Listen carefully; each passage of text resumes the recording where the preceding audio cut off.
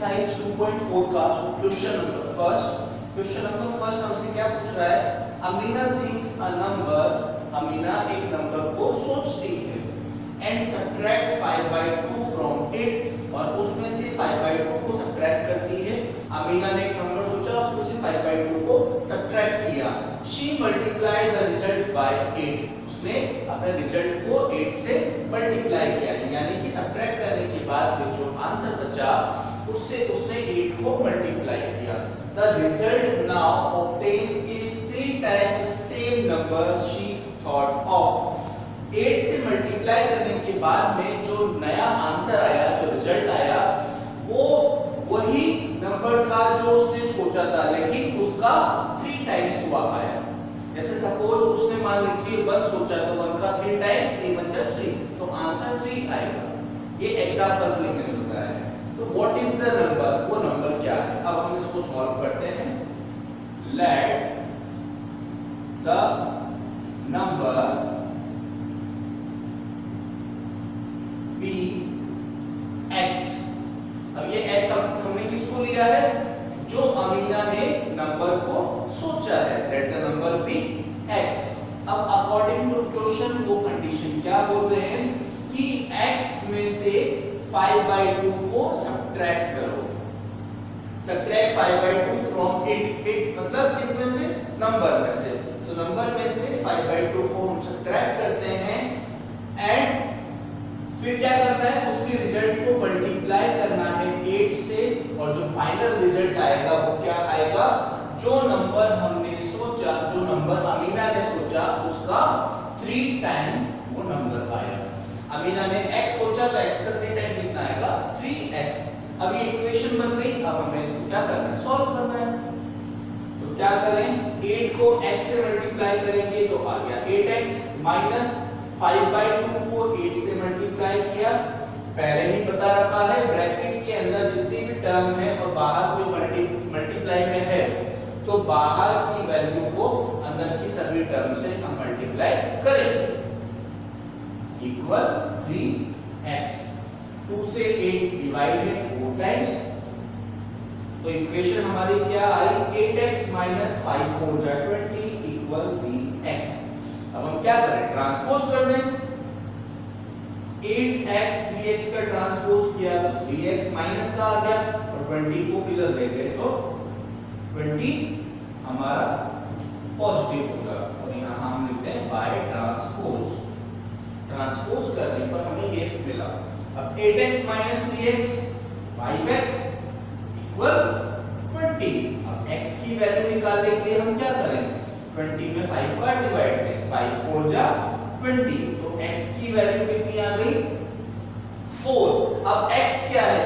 x वो number है जो अमीना ने स्टार्टिंग में सोचा था, तो ये हमारा आंसर है।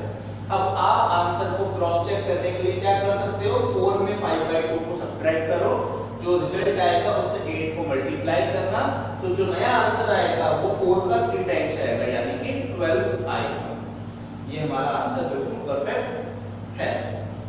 अब हम नेक्स्ट क्वेश्चन की बात करते हैं। नेक्स्ट क्वेश्चन में हमें दे रखा है a positive number is 5 times another number, यानी कि दो कोई भी नंबर है, एक नंबर जो है वो दूसरे नंबर का 5 टाइम्स है।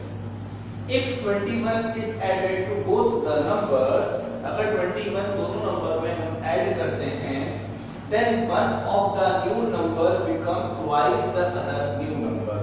तो जो पहला नंबर है वो दूसरे नंबर का ट्वाइस हो जाएगा, या यूं कहें कि फर्स्ट नंबर दूसरे नंबर का डबल हो जाएगा। तो दोनों नंबर क्या है हमें ये बता रखा है। हम इसको सॉल्व करते हैं। सबसे पहले एज्यूम करेंगे let the first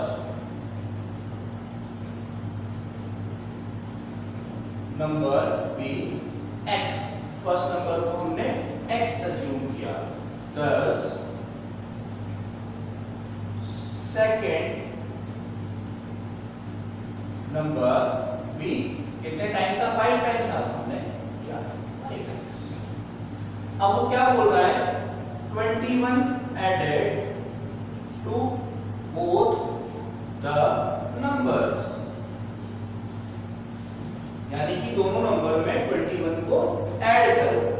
first number बनेगा x प्लस 21। यहाँ पर हम अकॉर्डिंग टू क्वेश्चन कंडीशन भी लगा देते हैं। तो फर्स्ट नंबर बनेगा x प्लस 21 और सेकंड नंबर बनेगा 5x प्लस 21।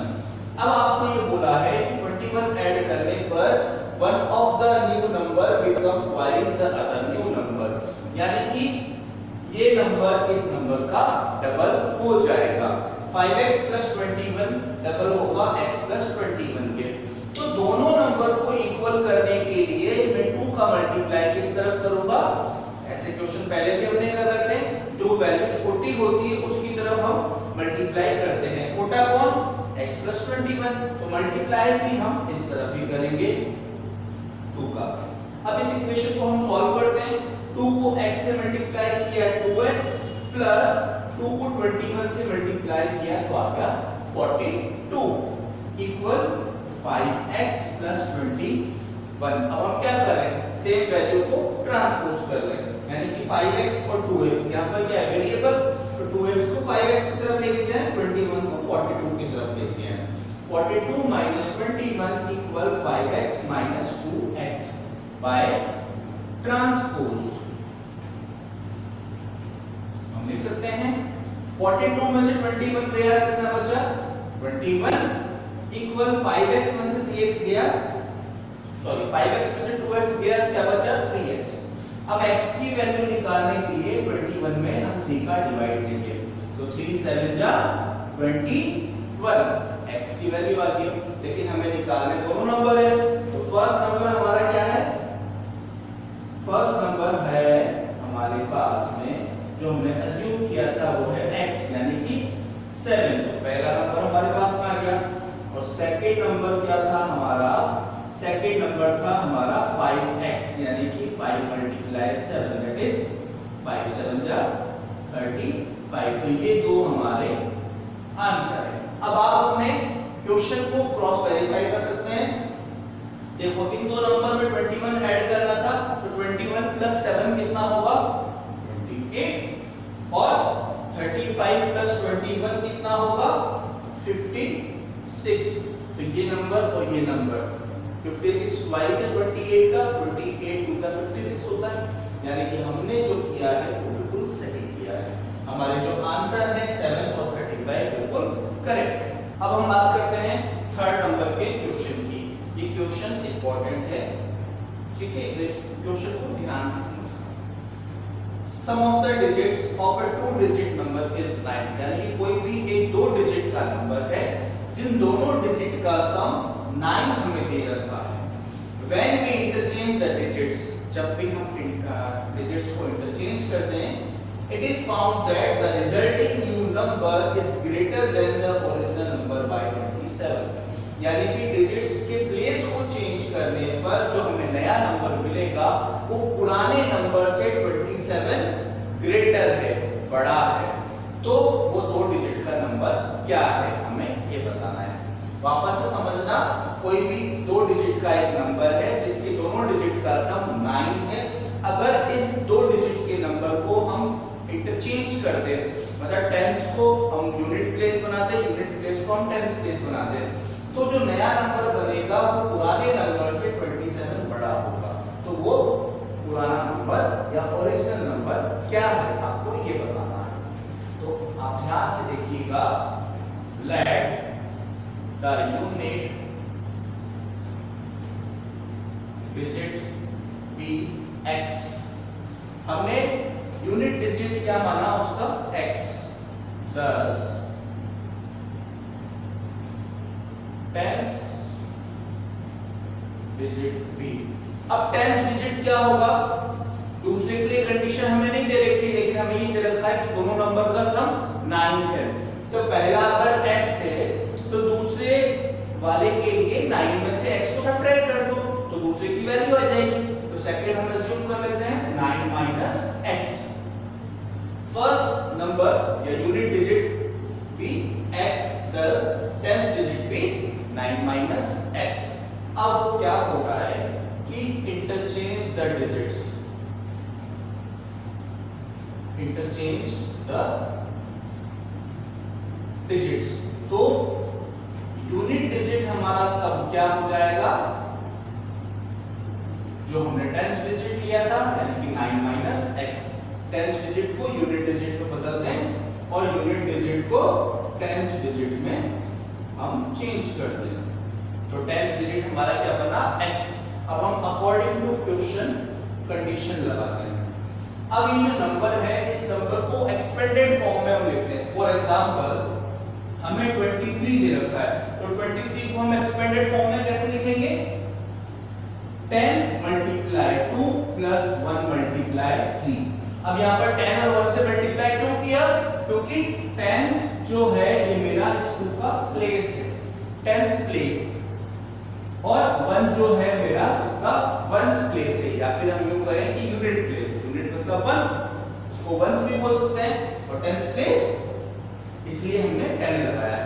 10 2 जा 20 और 3 1 जा 3, 20 प्लस 23। लेकिन ये एक्सपेंडेड फॉर्म होता है जो आपने प्रीवियस क्लासेस के अंदर भी पढ़ा होगा।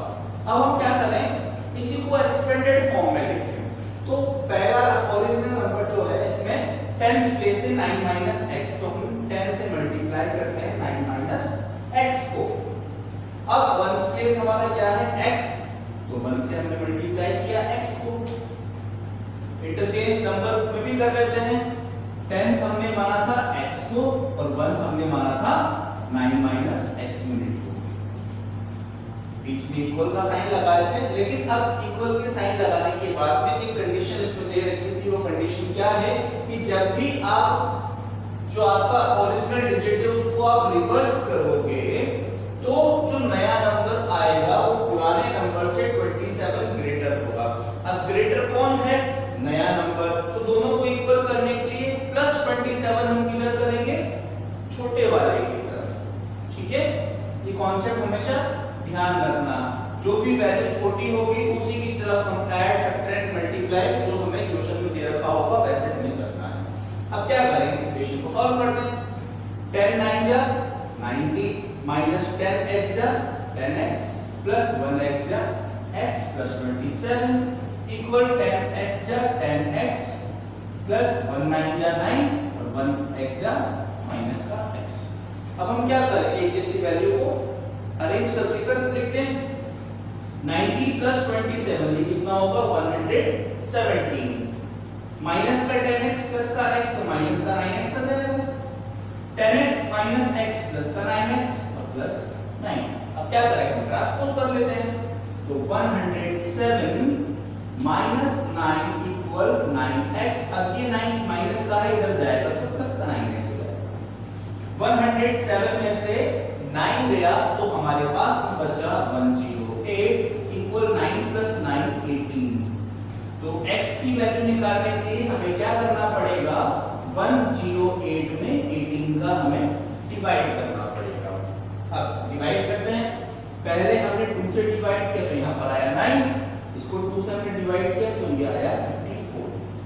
ठीक है, अब 9 से भी 54 को डायरेक्ट डिवाइड कर सकते हैं या फिर 3 3 करके भी डिवाइड कर सकते हैं। तो हम पहले 3 करके डिवाइड करते हैं।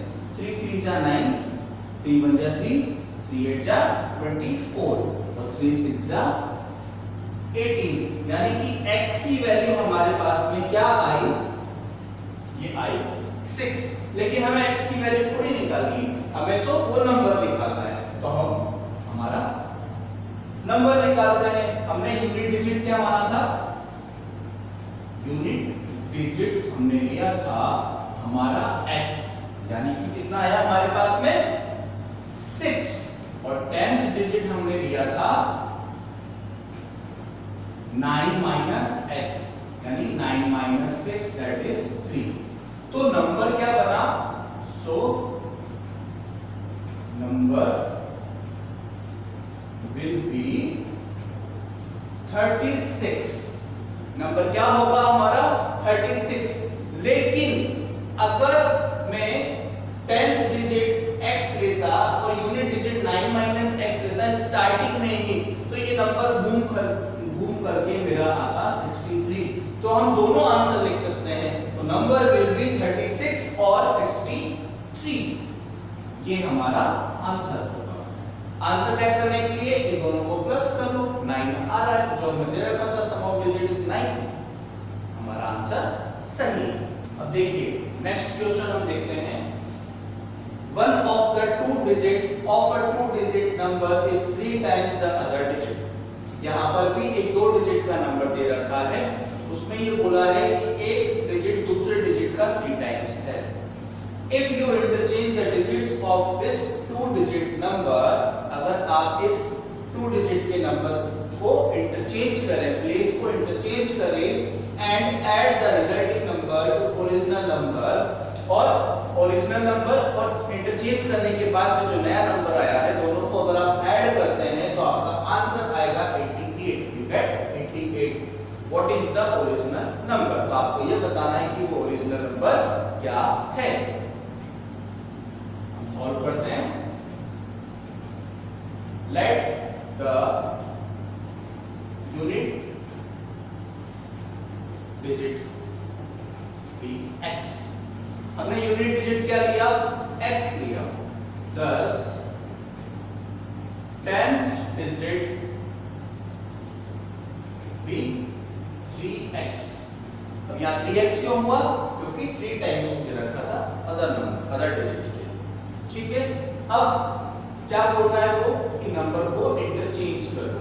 इंटरचेंज द डिजिट्स, डिजिट्स को इंटरचेंज करते हैं। तो यूनिट डिजिट क्या बना हमारा? जो हमारा 10th डिजिट था यानी कि 3x, और 10th डिजिट हमारा क्या बना? जो हमारा यूनिट डिजिट था यानी कि x। अब अकॉर्डिंग टू क्वेश्चन कंडीशन इन दोनों को ऐड करने पर हमें 88 मिलेगा, लेकिन हमें ऐड तो करना है, सिंपल ऐड नहीं करना, हमें को एक्सपेंडेड फॉर्म करके ऐड करना है। पिछले क्वेश्चन में मैंने समझाया था एक्सपेंडेड फॉर्म, तो यहाँ पर भी हम करते हैं। 10th डिजिट क्या है? 3x, यानी कि 10 multiply 3x plus 1 multiply by x। ये तो हो गया हमारा ओरिजिनल नंबर। अब इंटरचेंज करने वाला नंबर क्या था? उसका 10th डिजिट है x और 1st डिजिट है 3x। ये इंटरचेंज वाला नंबर आ गया हमारा। इन दोनों का सम बीच में प्लस लगा दिया, बोला है हमें 88। अब इस इक्वेशन को हमें सॉल्व करना है। 10 3 जा 30x, 1x जा x प्लस 10x जा 10x प्लस 3 1 जा 3x। ये सारी वैल्यू x की है, इन सबको ऐड कर दो। 31 41 44 44x इक्वल 88। x की वैल्यू निकालने के लिए हम क्या करेंगे? 44 का डिवाइड देंगे, तो x की वैल्यू हमारे पास में आ गई 2। लेकिन हमें x की वैल्यू नहीं निकालनी, हमें तो नंबर निकालना है। तो original number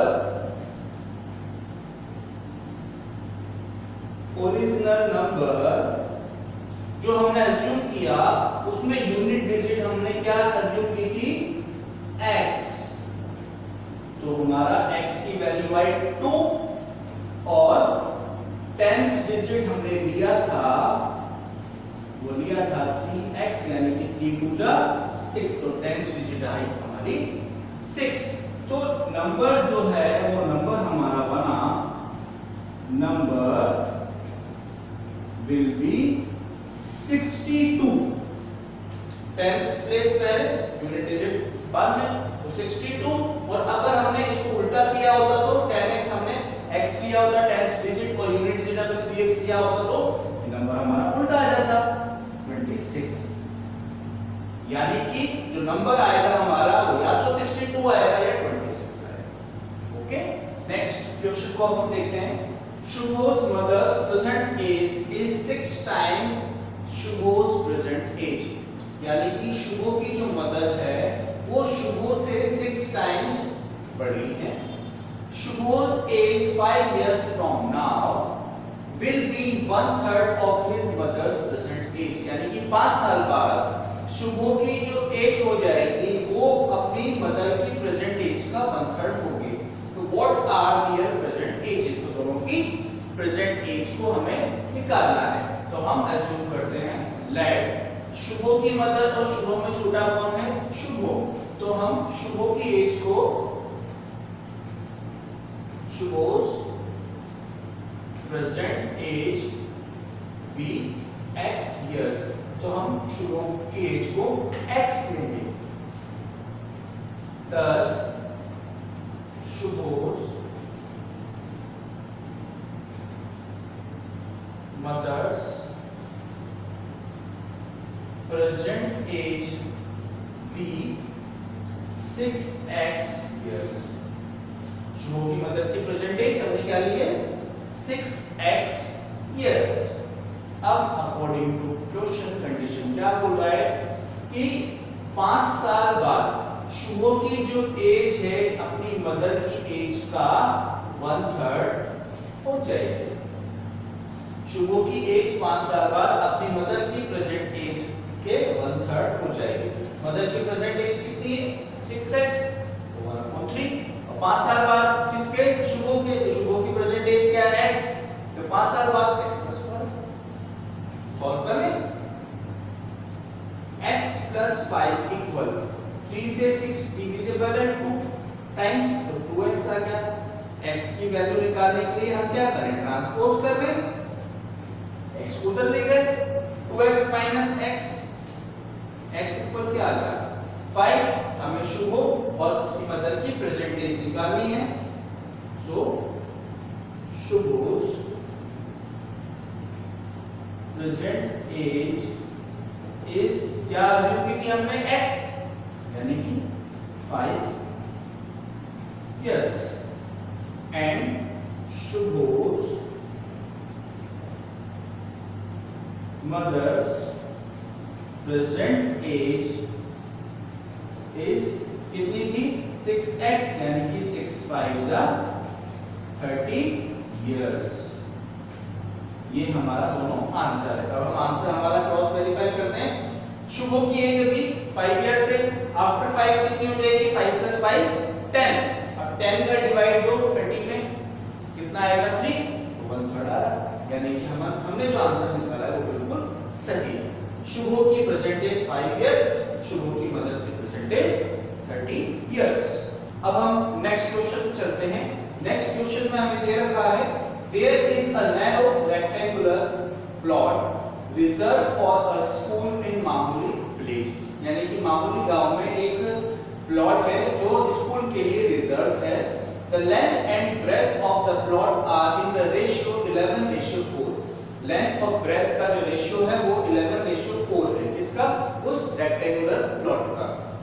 At the rate ₹100 per meter it will cost the village panchayat ₹75,000 to fence the plot, यानी कि 100 रुपीस की रेट से उस प्लॉट पर पंचायत ने क्या कराया फेंस कराया, फेंसिंग कराई उसके चारों तरफ, तो उसका टोटल खर्चा आया 75,000 rupees. What are the dimensions of the plot? तो उस प्लॉट के एक्चुअल डायमेंशंस आपको बताने हैं, यानी कि हमें उस रेक्टेंगुलर प्लॉट की लेंथ और ब्रेथ को बताना है। तो हम इसको सॉल्व करते हैं। सबसे पहले हम अज्यूम करेंगे let the length of plot. Length हमें क्या दे रखा है 11, तो हमने लिया 11x। 11:4 हमें लेंथ और ब्रेथ का क्या दे रखा है रेशियो दे रखा है, तो उस रेशियो के अकॉर्डिंगली हम लेंथ और ब्रेथ को अज्यूम करेंगे। Thus